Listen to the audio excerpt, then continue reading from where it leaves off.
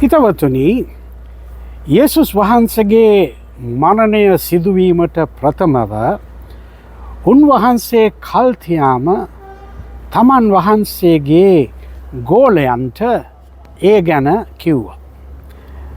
ඒ කියපු හැම අවස්ථාවකම මේ ගෝලයන්ට යේසුස් වහන්සේගේ මරණය ගැන පිළිගැනීමට නොහැකි වුණා. හේතුව වුණේ ඔවුන්ට යේසුස් වහන්සේ ගැන තිබුණ අදහස සහ පින්තූරය එකක්. ඒ වගේම යේසුස් වහන්සේට උන්වහන්සේගේ මෙලොව ජීවිතය සේවය හා මරණය ගැන තිබුණේ ඊට වඩා විශාල පින්තූරයක්.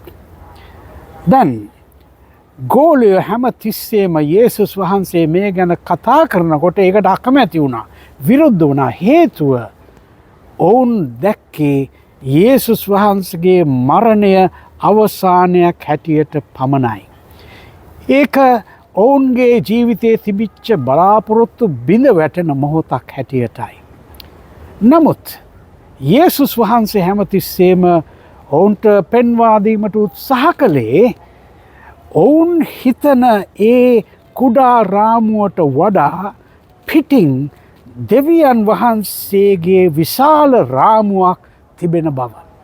ඒ විශාල රාමුව ඔවුන් දකින්ට අකමැති වුණාම, ඒ විශාල රාමුව යේසුස් වහන්සේ තේරුම් කරලා දෙන්න උත්සාහ කරනකොට ඔවුන් ඒක ප්‍රතික්ෂේප කළා.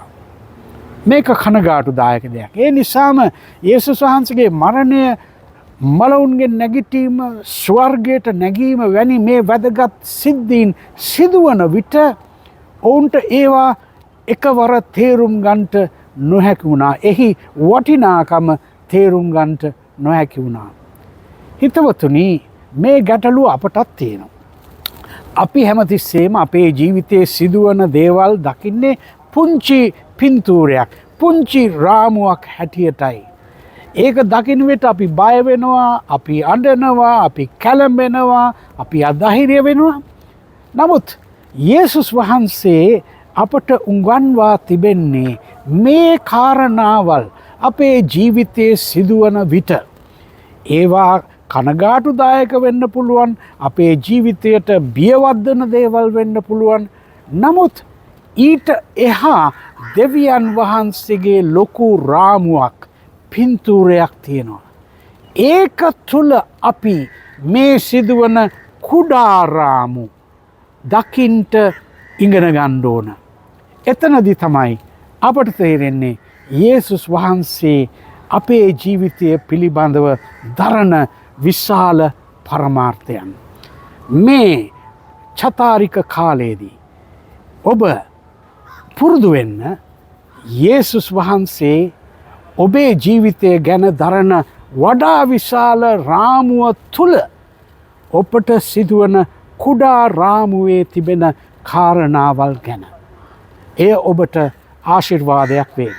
ඔබට යේසු පිහිටයි.